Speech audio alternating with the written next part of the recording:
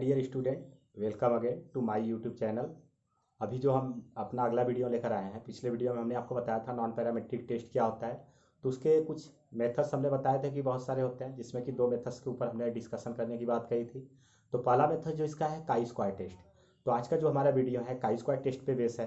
तो चूंकि हम काई स्क्वायर टेस्ट क्या होता है उसकी मीनिंग बताएंगे, एजम्पशन बताएंगे, और ये काई स्क्वायर टेस्ट जो टेस्टिंग की कैसे जाती है उसके प्रोसेस बताएंगे, और उस पर एक प्रैक्टिकल प्रॉब्लम भी हम आपको सॉल्व करके दिखाएंगे। तो आइए बिना ज़्यादा टाइम गवाएं हम ये बताते हैं कि काई स्क्वायर टेस्ट क्या होता है।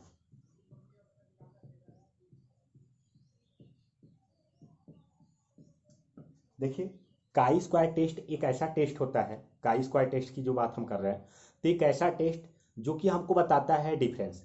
डिफरेंस मतलब एक जो एक्चुअल डेटा हमारे पास होता है और जो एक्सपेक्टेड डेटा, मीन्स जो एक्चुअल फ्रीक्वेंसी है किसी भी एट्रीब्यूट से रिलेटेड या तो किसी भी वेरिएबल से रिलेटेड, हमारे पास जो एक्चुअल फ्रीक्वेंसी है और एक एक्सपेक्टेड फ्रीक्वेंसी है, उनके बीच का डिफरेंस जो है वो सिग्निफिकेंट है कि नहीं, मतलब उनके बीच का डिफरेंस जो है वो मैग्नीट्यूड डिफरेंस है या नहीं। इसकी टेस्टिंग जो हम करते हैं उसी को क्या बोलते हैं, काई स्क्वायर टेस्ट। तो नॉर्मली हम काई स्क्वायर टेस्ट को क्या बोल सकते हैं, chi square test is that measurement which tells us the magnitude difference between the expected frequency and actual frequency. Means हमने जो फ्रीक्वेंसी एब्जॉर्ब किया है वो, प्लस हमने जो एक फ्रीक्वेंसी एक्सपेक्ट किया था कि क्या आना चाहिए, वो दोनों के बीच के डिफरेंस मैग्नीट्यूड है, मतलब सिग्निफिकेंस है कि नहीं है। इसकी टेस्टिंग जो करता है उसी को क्या बोलते हैं, काई स्क्वायर टेस्ट। अब देखिए, काई स्क्वायर टेस्ट है तो इसके कुछ मान्यताएं, कुछ एजम्पशन होते हैं जिसको कि फॉलो करना होता है। तो बेसिक एजम्पशन जो होते हैं नॉन पैरामेट्रिक टेस्ट के, तो इसको तो हमने आपको पहले पिछले वाले वीडियो में ही बता दिया है। अभी तक जो वो वीडियो को नहीं देखे हैं, डिस्क्रिप्शन में आपको वो आई बटन पे आपको वो टच करके वीडियो आपको मिल जाएगा। इस वीडियो के बाद आप उसको भी देख सकते हैं। और काई स्क्वायर टेस्ट से रिलेटेड जो भी नोट्स हैं आपके, चाहे इसकी मीनिंग हुई, चाहे एजम्पशन हुए, चाहे इसके प्रोसेस हुए, ये सारी चीज़ें, या तो इस पर जो प्रैक्टिकल प्रॉब्लम हम लगाने वाले हैं उस प्रैक्टिकल प्रॉब्लम के जो क्वेश्चन है वो भी आपको मिलेगा, और सॉल्यूशन अभी हम आपको करके दिखाएंगे उसका, ये सारे आपको डिस्क्रिप्शन में मिल जाएगा। तो आपने काई स्क्वायर टेस्ट के मीनिंग के तो बारे में जान लिया। एक सिंपल वर्ड में जो एक्चुअल फ्रीक्वेंसी है जो कि हमने एब्जॉर्ब किया है, प्लस एक एक्सपेक्टेड फ्रीक्वेंसी जो थ्री, मतलब सिद्धांतों के आधार पर हमने उम्मीद किया था कि हमारी फ्रीक्वेंसी क्या आनी चाहिए, इन दोनों के बीच के डिफरेंस जो है वो सिग्निफिकेंट है कि नहीं, इसकी टेस्टिंग हम किसके थ्रू करते हैं, काई स्क्वायर टेस्ट। तो काई स्क्वायर टेस्ट से रिलेटेड मीनिंग तो हो गए, अब इसके एजम्पशन के बारे में बात करते हैं। तो आइए देखते हैं कि काई स्क्वायर टेस्ट में क्या क्या एजम्पशन होते हैं। तो इसके एजम्पशन को हम नोट डाउन करके आपको एक्सप्लेन कर रहे हैं। हाँ, तो देखिए, काई स्क्वायर टेस्ट के एजम्पशन के बारे में जो हम बात कर रहे थे, तो क्या क्या एजम्पशन है यहाँ पे हमने बोर्ड पे नोट डाउन किया है। देखिए, पहला क्या है, लार्ज नंबर ऑफ ऑब्जर्वेशन, और सेकेंड क्या है, expected frequency should not be small, data is in original units, और फोर्थ नंबर क्या है, म्यूचुअल एक्सक्लूसिव। मतलब देखिए, हमने 4 जो बेसिक यहाँ पे जो जरूरी और बेसिक जो कि नॉर्मली हर जगह आपको जानना चाहिए इससे रिलेटेड चीज़ें, उनके बारे में हमने लिखे हैं 4 एजम्पशन। तो पहला क्या है, पहला आपने क्या लिखा है, लार्ज नंबर ऑफ ऑब्जर्वेशन। मतलब जब भी आप काई स्क्वायर टेस्ट अप्लाई करेंगे ना, तो वहाँ पे ध्यान दीजिएगा जो आपका एब्जॉर्ब फ्रीक्वेंसी, मतलब एक्चुअल डेटा जो आपने कलेक्ट किया है वो क्या होना चाहिए, लार्ज होना चाहिए। लार्ज होने का मतलब क्या है कि यहाँ पे लार्ज और स्मॉल के बारे में तो आपने पढ़ा था कि जैसे कि 30 यूनिट्स के नीचे होता है तो वो आपका क्या हो जाता है, स्मॉल सैंपल, और उससे ऊपर चला जाता है तो लार्ज। क्योंकि लार्ज करने का मतलब क्या है कि हमारा 50 या तो उससे प्लस होना चाहिए, उससे कम नहीं होना चाहिए। ऑब्जर्व फ्रीक्वेंसी जो है, टोटल फ्रीक्वेंसी जो है हमारा, वो 50 से प्लस होना चाहिए। अब देखिए, 50 से जब प्लस है तो हमारा एक्सपेक्टेड फ्रीक्वेंसी भी तो ऑब्जर्वेशन के आसपास ही होना चाहिए। क्योंकि जब भी हम कोई अनुमान लगाते हैं तो हम लगभग उसी के आसपास अप्रोक्स हम अपना एस्टिमेट करते हैं, मतलब अनुमान लगाते हैं कि ये लगभग अप्रोक्स इतना हो सकता है। तो जो हमारा ऑब्जर्वेशन क्या है, लार्ज नंबर पे है, तो हमारा एक्सपेक्टेड फ्रीक्वेंसी भी स्मॉल नहीं होना चाहिए, वो भी लार्ज ही होना चाहिए। और थर्ड नंबर पे हमने क्या लिखा है, data is in original units. Original units होने का मतलब क्या है, काउंटिंग यूनिट्स की हम बात कर रहे हैं। जैसे आप 1 2 3 4 नंबर काउंट करते हो ना, तो हमारा डेटा उस काउंटिंग नंबर में होना चाहिए, परसेंटेज में नहीं होना चाहिए, ना ही तो रेशियो में होना चाहिए। मतलब जो भी हमारे पास एट्रीब्यूट से रिलेटेड डेटा है वो काउंटिंग नंबर में होना चाहिए, या तो उसके परसेंटेज में, या तो उसके रेशियो में, प्रोपोर्शन में, ये सब चीज़ें वहाँ पे नहीं होना चाहिए, या तो फ्रैक्शन में। मतलब वो एक काउंटिंग नंबर में होना चाहिए। और जो हमारा लास्ट था, आपने क्या देखा, म्यूचुअल एक्सक्लूसिव, या आप ये लास्ट वाला देख सकते हैं, म्यूचुअल एक्सक्लूसिव। अब म्यूचुअल एक्सक्लूसिव होने का मतलब क्या है कि जो एब्जॉर्ब और एक्सपेक्टेड फ्रीक्वेंसी है जहाँ पे हम काई स्क्वायर टेस्ट अप्लाई कर रहे हैं, वो कहीं ना कहीं एक दूसरे के ऊपर क्या म्यूचुअली रिलेटेड होना चाहिए। ऐसा नहीं कि हमने ऑब्जर्वेशन कहीं और का लिया है और एक्सपेक्ट किसी और फील्ड का कर रहे हैं, एक ही फील्ड से होना चाहिए उसमें। और देखना चाहिए कि जो हम टेस्टिंग करने जा रहे हैं वो जो डेटा हमारे पास अवेलेबल है, एक्सपेक्टेड हो गया चाहे आपका एक्चुअल हो गया, वो आपस में म्यूचुअली एक्सक्लूसिव है कि नहीं है। तो आई होप आपके इसके एजम्पशन के बारे में पता चल गया होगा। तो हम इसके प्रोसेस के बारे में डिस्कस करते हैं कि क्या प्रोसेस है, क्वेश्चन को सॉल्व करने के प्रोसेस क्या है जिससे कि आप क्वेश्चन को सॉल्व कर सकते हो। तो इसके प्रोसेस के बारे में हम डिस्कस करें उससे पहले हम सारे पॉइंट को नोट डाउन कर देते हैं ताकि आपको समझने में भी आसानी हो जाएगा, और उसके फार्मूले भी उसी समय हम आपको बता देंगे। इसके बाद जस्ट हम आपको क्या करेंगे, तुरंत न्यूमेरिकल पे ले चलेंगे कि आप कम समय में ही ज़्यादा से ज़्यादा चीज़ें इसके आप समझ सको। और जिन किसी को भी लग रहा होगा कि हमारे वीडियो की स्पीड बहुत तेज़ है तो वो क्या कर सकते हैं, इसको 0.75 मल्टीप्लायर की स्पीड पे देखें तो उनको वो नॉर्मल लगेगा, और जिनको लग रहा है कि नहीं सही है वो सही देखें, और जिनको स्लो लग रहा है वो उसको स्पीड को बढ़ा सकते हैं। चूंकि लेकिन आप इसको सुनिएगा बहुत ध्यान से, नहीं तो आपको ये समझ में नहीं आएगा। और काई स्क्वायर टेस्ट एक ऐसा टेस्ट है जो कि कई जगह इसका यूज होता रहता है। हाँ, तो हम काई स्क्वायर टेस्ट के प्रोसेस के बारे में बात करते हैं कि काई स्क्वायर टेस्ट का प्रोसेस क्या होता है। क्योंकि काई स्क्वायर टेस्ट जब भी आप करने जाएंगे तो आपके पास एक एक्चुअल डेटा होगा और आपको टेस्ट करना होगा कि ये जो डेटा है वो सिग्निफिकेंट है कि नहीं है, मतलब ऑब्जर्व जो डेटा हम समझ रहे थे, उम्मीद किए थे, उसके अकॉर्डिंग है कि नहीं है। इन सब चीज़ की टेस्टिंग करने के लिए आप क्या करेंगे कि काई स्क्वायर टेस्ट का हेल्प लेंगे। तो आइए इसके प्रोसेस पे हम चलते हैं। तो देखिए इसके प्रोसेस में क्या है, तो जो पहला पॉइंट आपने लिखा है calculation of expected frequency. Expected frequency कहने का मतलब क्या है कि जब भी हम यहाँ पे कैलकुलेशन करेंगे, चूंकि हमारा जो क्वेश्चन है वो एट्रीब्यूट्स पे बेस है, तो देखिए एट्रीब्यूट्स क्या होता है और एसोसिएशन ऑफ एट्रीब्यूट्स क्या होता है वो बिना जानकारी के आप इसको नहीं समझ पाएंगे। तो आई होप आपको एसोसिएशन ऑफ एट्रीब्यूट्स के बारे में जानकारी होगा। और जिनको नहीं है हम नॉर्मली उनको बता दें कि अगर क्वालिटेटिव डेटा कोई हमारे पास है जिसको कि हम in the terms of number measure नहीं कर सकते हैं तो उसको हम क्या करते हैं, एट्रीब्यूट्स में रिप्रेजेंट कर सकते हैं। जैसे एक व्यक्ति इंटेलिजेंट है, अ पर्सन इज इंटेलिजेंट। अब देखो एक व्यक्ति इंटेलिजेंट है तो वो डल भी हो सकता है। मान लो कि कोई व्यक्ति इंटेलिजेंट है तो उसको हम नंबर में नहीं प्रेजेंट कर सकते हैं तो उसको एट्रीब्यूट्स में प्रेजेंट कर दे। कोई व्यक्ति इंटेलिजेंट है तो उसको क्या करें, कैपिटल ए से दिखा दे। लेकिन उसी में अगर कोई व्यक्ति मान लीजिए डल है तो यही कैपिटल ए को हम चेंज करके स्मॉल ए कर दें, तो इसी को हम क्या बोलते हैं, ए। क्लियर है, सॉरी, इसी को हम क्या बोलते हैं, एट्रीब्यूट्स। तो यहाँ पे देखिए जब एट्रीब्यूट्स होगा उसके बाद ही आप उसी पे रिलेटेड आपके क्वेश्चन बेस है। चूंकि एसोसिएशन ऑफ एट्रीब्यूट्स का मतलब क्या है कि अगर एक ही पर्सन के बारे में हम क्या करें कि एक से ज़्यादा क्वालिटी ढूंढने लगे। यहाँ पे अभी हमने नॉर्मली देखा कि एक व्यक्ति इंटेलिजेंट है, लेकिन उसके आगे हम ये भी देखें कि जो व्यक्ति इंटेलिजेंट है क्या उसका जो सन है, मतलब उसका जो आगे का जनरेशन उनके किड्स है वो भी इंटेलिजेंट है कि नहीं। या तो जो पर्सन डल है क्या उसका बेटा भी डल होगा, या तो उसका बेटा इंटेलिजेंट हो सकता है। तो मतलब यहाँ पे एक से ज़्यादा एट्रीब्यूट्स के बारे में हम चर्चा करना शुरू कर दिए।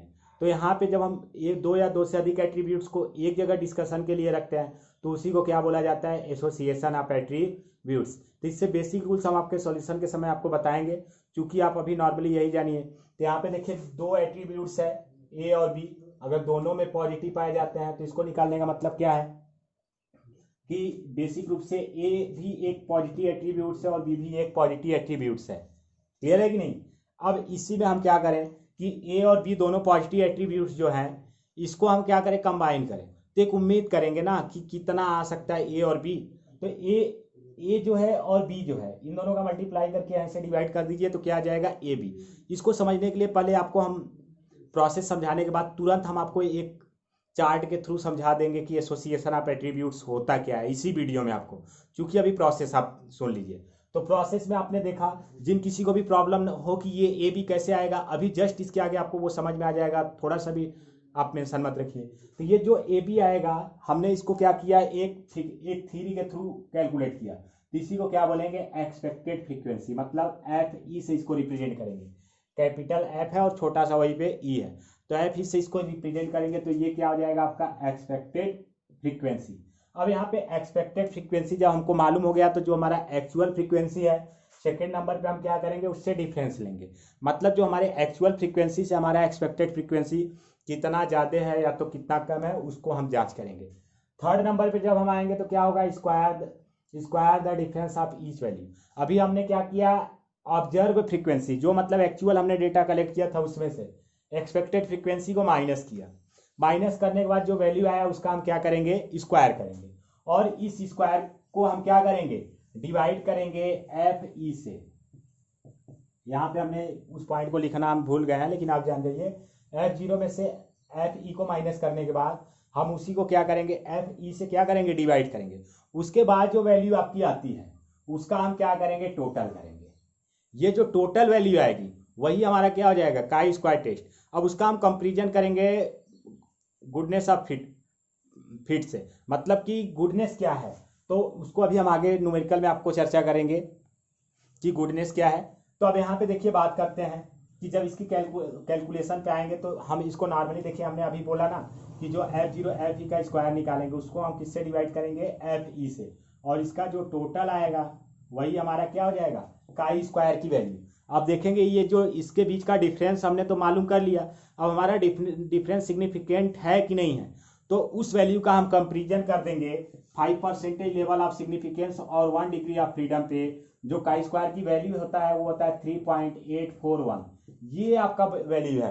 मे बी क्वेश्चन में भी ये, अगर आप जब भी न्यूमेरिकल सॉल्व करते हो किसी एग्जामिनेशन में तो ये वैल्यू दे सकता है, नहीं भी दिया है तो आप अपने से ये ध्यान रखिएगा 5% level of significance 1 degree of freedom पे 3.841 काई स्क्वायर की वैल्यू होती है। मतलब हमारा जो ये काई स्क्वायर की कैलकुलेटेड वैल्यू है ये इसका मैक्सिमम लिमिट है। अगर 384 से वैल्यू इसकी क्या होती है, ज़्यादा हो जाती है, तब हमारा ये जो डिफरेंस है वो सिग्निफिकेंट नहीं है।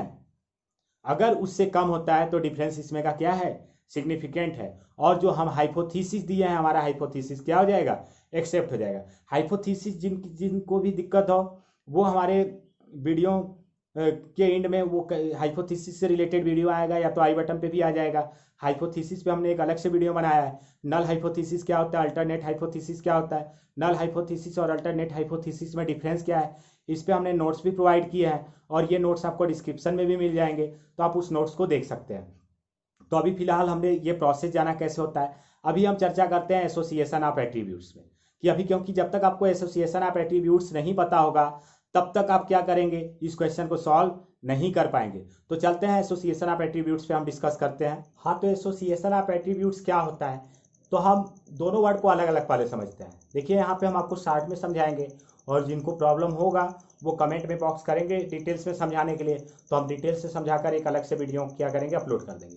क्योंकि यहाँ पे एसोसिएशन और एट्रीब्यूट्स दो वर्डों से मिलकर बना है एसोसिएशन ऑफ एट्रीब्यूट्स। एसोसिएशन मतलब क्या होता है कि दो या दो से अधिक चीज़ों को एक जगह अगर हम क्या करते हैं, कंबाइन करते हैं, तो उसी को क्या बोला जाता है, एसोसिएशन। और एट्रीब्यूट्स के बारे में अभी हमने बताया था आपको कि एट्रीब्यूट्स वो होता है जब हम कोई डेटा कलेक्ट करते हैं और उस डेटा को हम क्या करते हैं, नंबर में प्रेजेंट करना पॉसिबल नहीं होता है, तो उसी को हम क्या करते हैं कि एक कोड दे देते हैं। तो वही कोड जो कहलाता है वही क्या कहलाता है, एट्रीब्यूट्स। जैसे ऐसे कौन से डेटा है जिसको नंबर में प्रेजेंट नहीं किए जा सकते। नॉर्मली हम बोलें कि कितने स्टूडेंट हैं क्लास में, तो आप बता सकते हो कि हाँ 10 है, 20 है, 25 है ऐसे। लेकिन अगर एक व्यक्ति कितना लंबा है उसको पूछा जाए तो भी आप आसानी से नंबर में उसको प्रेजेंट कर सकते हो। अगर आपसे ये पूछ दिया जाए कि कोई व्यक्ति कितना इंटेलिजेंट है, तो आप उसके इंटेलिजेंट को नहीं प्रेजेंट कर सकते हो नंबर में। तो अगर कोई व्यक्ति इंटेलिजेंट है तो उसके लिए हम क्या करते हैं, कोड यूज करते हैं। नॉर्मली ध्यान दीजिएगा कि हमने उसको ए से प्रेजेंट कर दिया, या तो अब इंटेलिजेंट बंदे को हम ए से प्रेजेंट कर रहे हैं, तो इंटेलिजेंट का अपोजिट क्या हो जाता है, डल। तो उसको भी हम इसी से रिलेटेड कोई कोड देंगे, तो इसको हम स्मॉल ए दे देते हैं। इससे क्या हो जाएगा, आसानी से पता चल जाएगा कि ए जो है इंटेलिजेंट को रिप्रेजेंट कर रहा है, तो स्मॉल ए किसको रिप्रेजेंट कर रहा है, डल को, मतलब जो इंटेलिजेंट नहीं है। मतलब ये पॉजिटिव एट्रीब्यूट्स हो गया और ये नेगेटिव। अब ये जरूरी नहीं है, अगर चाहे तो हम डल को ए से कर दे तो इंटेलिजेंट को स्मॉल ए से कर दे, क्योंकि कंडीशन देख के हमको क्या करना चाहिए, कोडिंग यहाँ पे करनी चाहिए। अब यहाँ पे एसोसिएशन की बात जब भी आती है तो देखिए इसका एक ट्री चलता है। जैसे हमने क्या किया, एक पॉपुलेशन लिया, पॉपुलेशन को हमने किससे रिप्रेजेंट किया, एन से। पूरे पॉपुलेशन को हमने किससे रिप्रेजेंट किया, एन से। जैसे हम नॉर्मली एक विलेज का कितने वहाँ पे पर्सन है, हमने उनका पॉपुलेशन लिया और उनको हमने रिप्रेजेंट कर दिया एन से। मान लीजिए एक विलेज में जो पर्सन है वो 100 है, तो एन की वैल्यू यहाँ पे क्या हो गई, 100।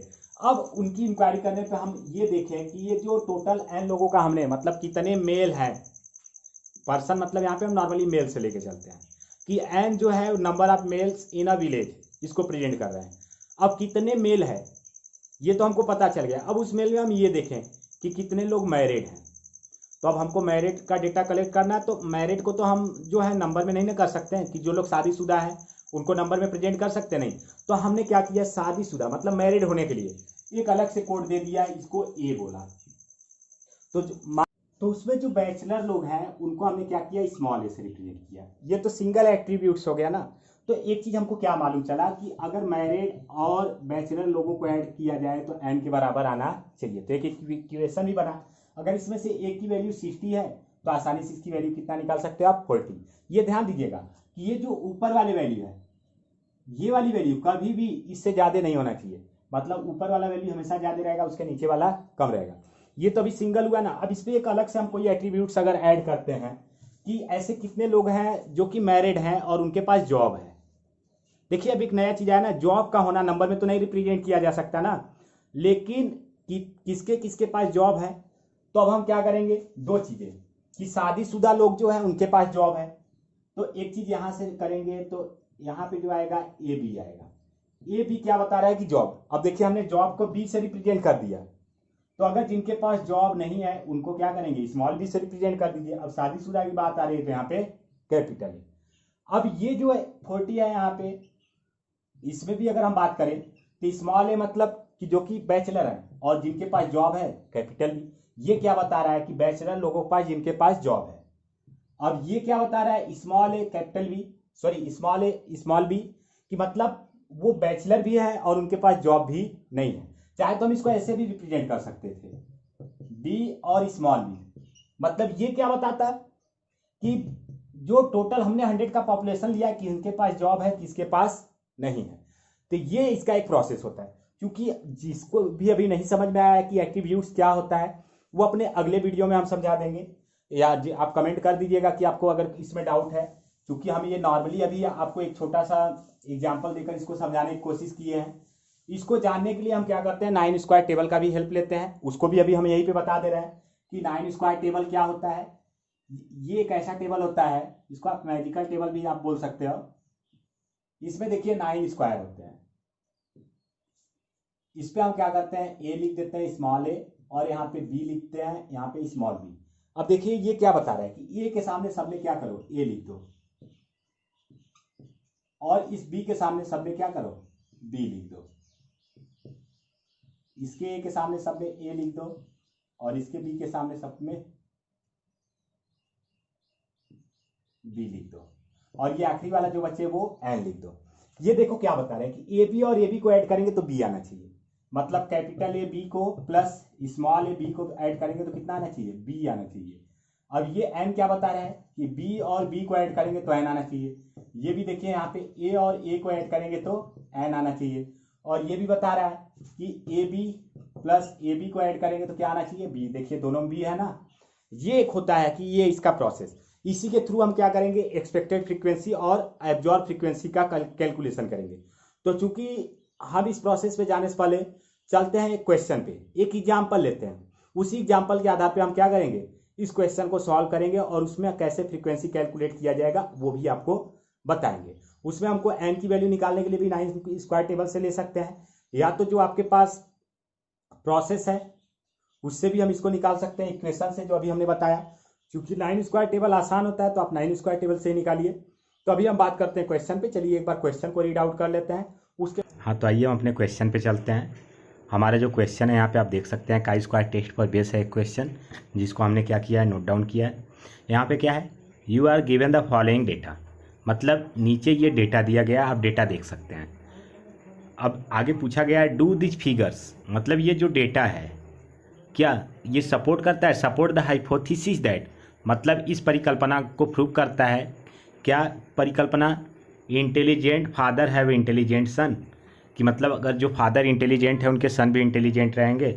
तो यहाँ पे आप देख सकते हैं जो डेटा दिया गया, इधर इंटेलिजेंट फादर डल फादर, इंटेलिजेंट सन डल सन।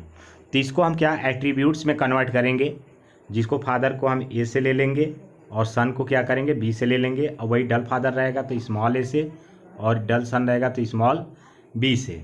आगे क्वेश्चन में ये लिखा है 5% value of chi square for 1 degree of freedom is 3.841, कि मतलब 1 डिग्री ऑफ फ्रीडम पे क्या आता है 3.841। तो आइए इसको हम सॉल्व करके देखते हैं।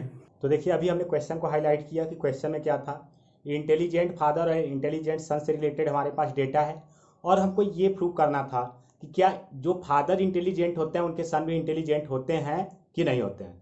तो चूंकि इससे पहले हम क्वेश्चन पे चले, एक बार आपको बेसिक चीज़ें इसमें का रिवाइज करा दे रहे हैं। हमारे पास यही डेटा था, इंटेलिजेंट फादर और इंटेलिजेंट सन 24, इंटेलिजेंट फादर डल सन 12 और डल फादर और डल सन कितना हो जा रहे थे आपके 32 और ये भी 32।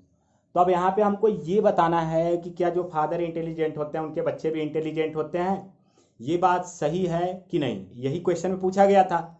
अब यहाँ पे देखिए जाने से पहले हम एक चीज बता दे रहे हैं क्वेश्चन पे जाने से पहले कि जो इंटेलिजेंट फादर हैं उनको हम किससे रिप्रेजेंट करेंगे, ए से, और जो डल फादर हैं उनको हम किससे रिप्रेजेंट करेंगे, बी से, सॉरी स्मॉल ए से, और जो इंटेलिजेंट सन्स है इनको हम किससे रिप्रेजेंट करेंगे, कैपिटल बी से, और जो डल सन है इनको हम किससे रिप्रेजेंट करेंगे, स्मॉल बी से।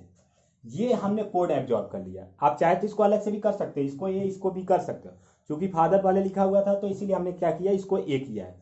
तो चूंकि आप देखिएगा कौन पहले आता है कौन बाद में आता है, उसी से कोडिंग करिएगा। तो ये ध्यान दीजिएगा, इंटेलिजेंट फादर ये ए हुआ और इंटेलिजेंट सन ये भी क्या हुआ, बी हुआ, यही ना हुआ।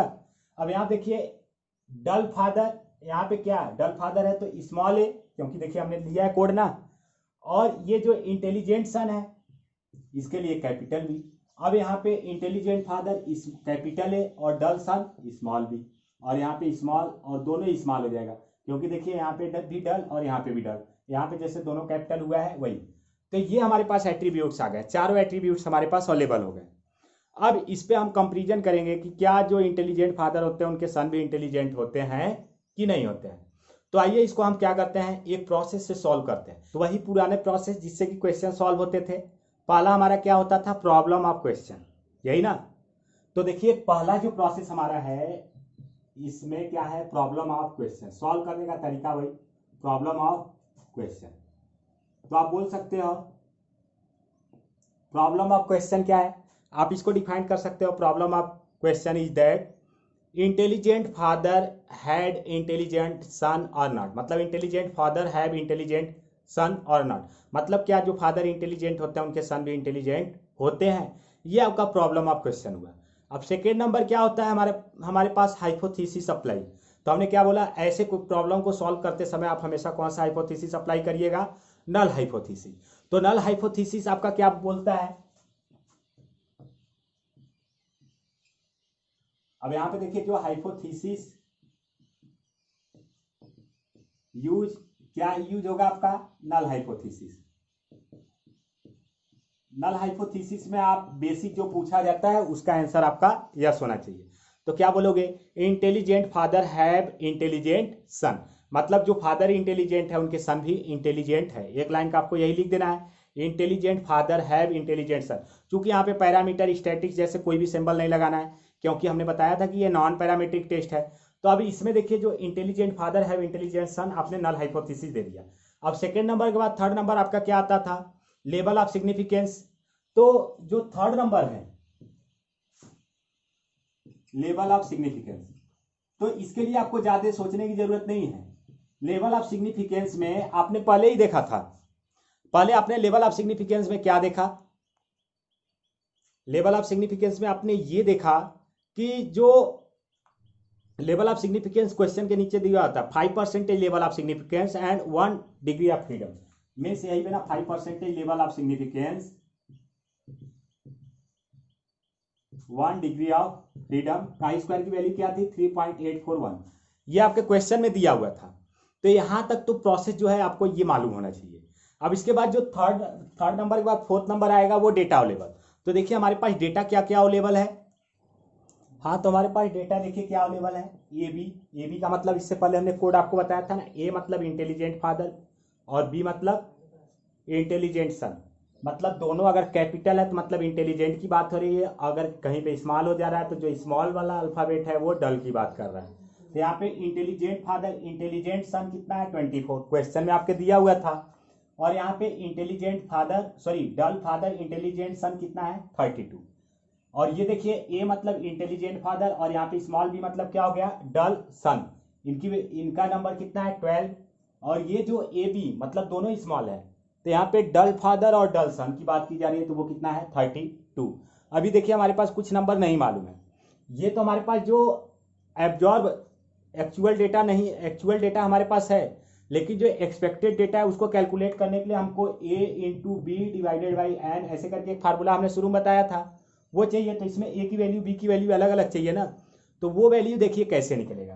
तो उस वैल्यू को निकालने के लिए हमको 9 स्क्वायर टेबल का हेल्प लेना पड़ेगा, क्योंकि 9 स्क्वायर टेबल का हेल्प लेने का मतलब क्या है, यहाँ पे एक और तरीका है कि जैसे हमने अभी बोला था ना कि ए इक्वल टू क्या हो जाता था A B plus A B, ऐसे करके भी ये आ जाता था कि नहीं, क्योंकि जब हम ए ऐसे किए थे तो उसके नीचे यही ना किए थे ए बी और इधर क्या किए थे ए बी, ऐसे ही हमने एक चार्ट बताया था ना। एक इस फार्मूले पे भी आप निकाल सकते हैं ए की वैल्यू, अगर कैपिटल बी की वैल्यू निकालनी है तो आप कैपिटल बी की वैल्यू कैसे निकाल सकते हो, A B plus A B, आप ऐसे भी निकाल सकते हो। तो अब यहाँ पे जो हमारा वैल्यू है ये देखिए हमारा निकल गया। अब एक और तरीका है इसको निकालने का, 9 स्क्वायर टेबल। 9 स्क्वायर टेबल में जब आप निकालोगे, यहाँ पे फर्स्ट नंबर करोगे calculation of observe frequency, observe frequency को आप F0 से रिप्रेजेंट करिएगा। इसके लिए आप क्या करिएगा, 9 स्क्वायर टेबल बनाइएगा ऐसे इस तरीके से। टेबल का तो आपको रूल्स पता ही है, यहाँ पे जो था बी था और ये स्मॉल बी, ये कैपिटल ए और ये स्मॉल ए। तो ये देखिए कैपिटल ए स्मॉल बी, यहाँ पे 24 वैल्यू रख दीजिए, स्मॉल ए कैपिटल बी यहाँ पे कितना रख दीजिए 32, और ये कैपिटल ए स्मॉल बी कितना है 12 और ये 32, ये वैल्यू मालूम हो गया। तो बाकी वैल्यू तो हमने बोला था ना ऐड करने पे निकलेगा, इन दोनों का टोटल इसके बराबर होना चाहिए। तो यहाँ पे जो कैपिटल ए की वैल्यू हो जाएगी ये कितना हो जाएगा 36, और यहाँ पे स्मॉल ए की वैल्यू जो होगी वो कितना हो जाएगा 64। तो इन दोनों को ऐड करने पे यहाँ पे एन की वैल्यू कितनी हो जाएगी 100, और ये दोनों पे ऐड कर देंगे, ये कितना आ जाएगा 56 और ये कितना आ जाएगा आपका 44, ये वैल्यू आपका आ जाएगा 44। तो ये देखिए 100। रूल्स है कि ए और ए को ऐड करने पे ये वैल्यू आपका आना चाहिए, इन दोनों को ऐड करने पे ये, इन दोनों को ऊपर नीचे ऐड करने पे आना चाहिए। 9 स्क्वायर टेबल के बारे में हमने आपको पहले ही बताया। अब ये तो आपका एक्सपेक्टेड हो गया, जो कि डेटा दिया हुआ था सवाल में। अब एक्सपेक्टेड के बाद आप जो कैलकुलेशन करोगे वो किसका करोगे, सेकेंड नंबर हम यहीं पे लिख देते हैं, नीचे स्पेस नहीं है इसीलिए इसको यहीं पे लिख देते हैं। सॉरी, ये एक्चुअल हो गया आपका जो दिया हुआ था क्वेश्चन में, ये देखिए एक्सपेक्टेड फ्रीक्वेंसी हो गया। एक्सपेक्टेड फ्रीक्वेंसी जो है इसको हम किससे रिप्रेजेंट करेंगे, एफ ई से। तो इसका भी हम 9 स्क्वायर से ही क्या करते हैं कैलकुलेशन कर लेते हैं। तो देखिए 9 स्क्वायर टेबल से जब हम इसका कैलकुलेशन करेंगे तो कुछ वैल्यू जो है ना वो सेम रहता है, चेंज नहीं होता है। जैसे कि यही चारों वैल्यू चेंज होगा, ये जैसे 36 ही रहेगा, ये 64 रहेगा, ये 100 रहेगा, ये 44 और ये 56। क्योंकि ये जो हमने मेन चीजें होती है ए बी स्मॉल ए और एन, इसमें कोई चेंजेस नहीं होता। बीच में जो हमारा अनुमान है कि इंटेलिजेंट फादर के इंटेलिजेंट सन कितने हो सकते हैं, वही सब चेंजेस होता है। तो यहाँ पे देखिए चेंजेस होने का मतलब क्या है, जो चेंज हुआ है तो ये वैल्यू हमको यहाँ पे ए बी लिखनी पड़ेगी।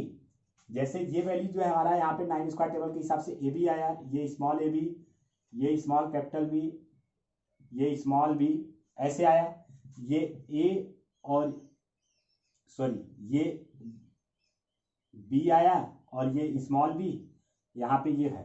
तो यहाँ पे देखिए ए बी निकालना है, तो ए बी का फार्मूला हमने क्या बताया था, A into B divided by N, A into B divided by N. A कितना है आपका 36, मीन्स यहाँ पे 36 इंटू बी कितना है आपका, यहाँ पे देखिए ये बी है आपका और ये स्मॉल बी, ये कैपिटल ए और ये स्मॉल ए 36 और बी कितना है 56। इसको डिवाइड करना है एन से, एन कितना है 100। अगर इन दोनों का आप टोटल करेंगे तो 2016 के अप्रोक्स आना चाहिए, इसको 100 से करेंगे तो कितना आएगा 20.16। चूंकि जो नंबर होना चाहिए वो ओरिजिनल फॉर्मेट में होना चाहिए, डेसिमल में नहीं होना चाहिए। हमने आपको इसको शुरू में ही चर्चा किया। तो आइए देखते हैं कि ये वैल्यू अगर हम यहाँ पे 20 लिख देते हैं तो ये ए बी के बाद जो नीचे है आपका ए बी आएगा, यहाँ टेबल से देख लीजिएगा आपको जिनको डाउट हो रहा है, ये कितना आपका आएगा, ये 16 आ जाएगा। और ये वैल्यू जो आपका रहेगी स्मॉल ए कैपिटल बी का, वो वैल्यू आपकी कितनी आ जाएगी, ये 20 ये 56, मतलब यहाँ पे 36 आना चाहिए था आपका, ये एक्सपेक्टेशन है। और यहाँ पे स्मॉल ए स्मॉल बी की वैल्यू कितनी चाहिए, 16 और 44। तो यहाँ पे जो वैल्यू आपकी आनी चाहिए वो कितना आनी चाहिए, 28।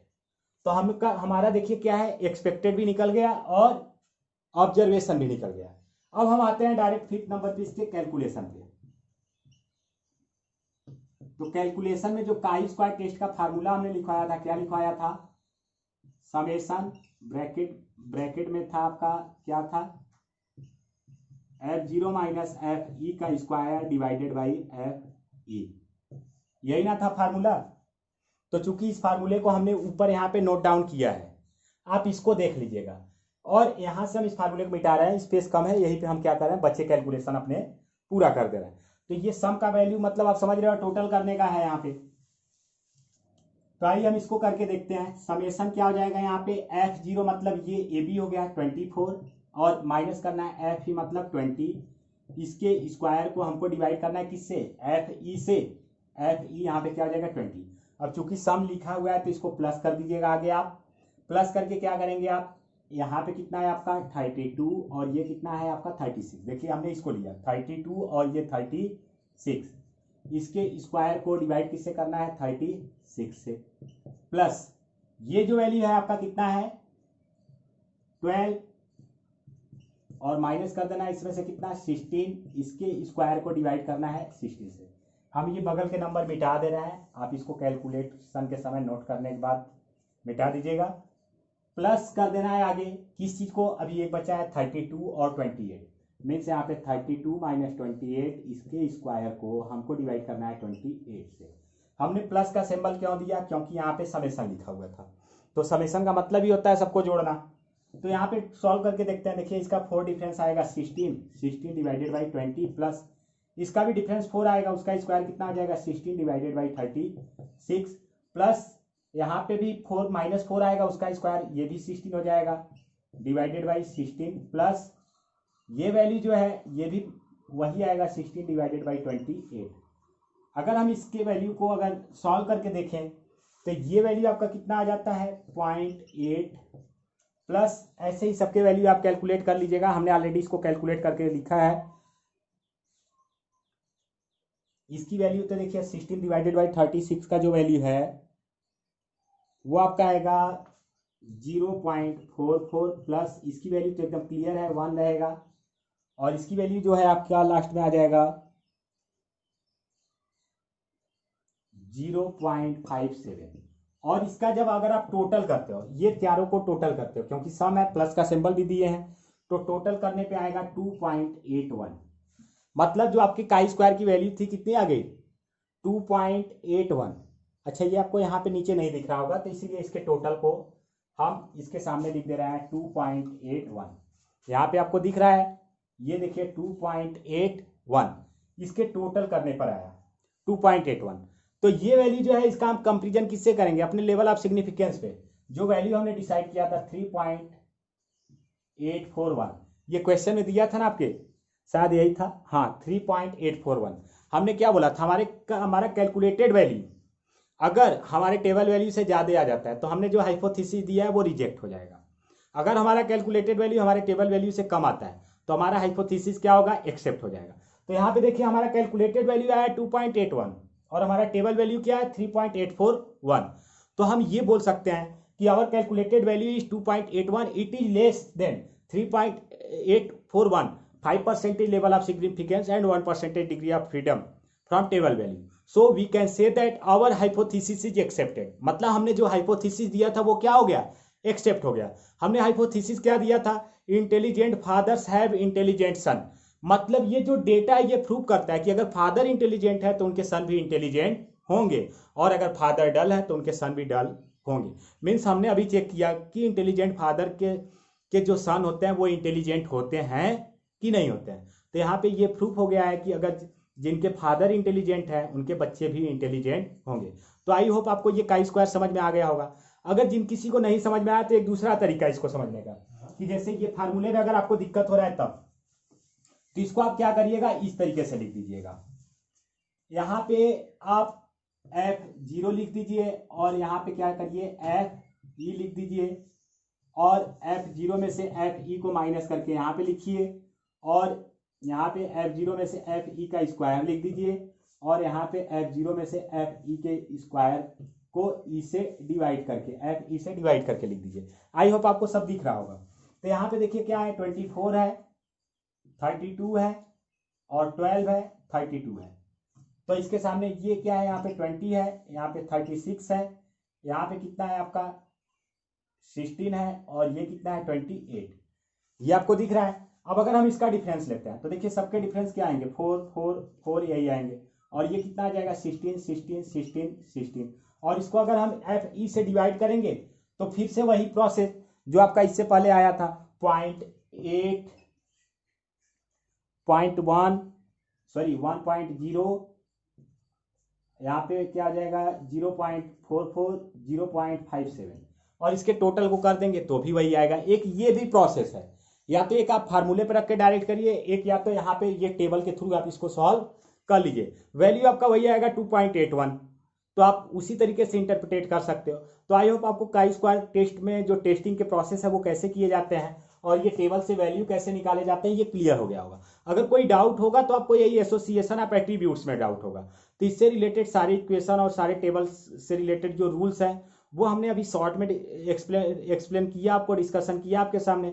लेकिन आपको लगता है कि नहीं आपको और डिटेल्स में जानने की जरूरत है इसके बारे में, आप नहीं समझ पाए हो तो आप कमेंट बॉक्स में एक बार जरूर लिखिएगा। जो भी आपको समझने में परेशानी हुई है उस पर हम एक अलग से वीडियो बना के आपको अपलोड करेंगे। अभी के लिए धन्यवाद। आप इसको रिवाइज करिए और इस पर एक दो प्रैक्टिकल क्वेश्चन और कर लीजिए ताकि आपको आसानी से क्वेश्चन सॉल्व कर सको और आपके दिमाग में ये बैठ जाए और कहीं भी आप जा रहे हो इससे रिलेटेड। अभी जो बच्चे महात्मा गांधी काशी विद्यापीठ से रिलेटेड है जो हमारे वीडियो को देख रहे हैं उनको ये पता चल गया होगा कि जो इस सत्र के पेपर उनके होंगे सेकेंड सेमेस्टर जिसमें कि ये आपके स्टैटिस्टिकल एनालिसिस सब्जेक्ट है वो ऑप्शनल होंगे।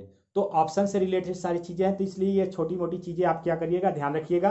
और आपको उससे रिलेटेड पेपर चाहिए तो हम पेपर पे अभी काम कर रहे हैं, जैसे ही उसका पेपर कंप्लीट होगा हम आपको वो पेपर प्रोवाइड कर देंगे।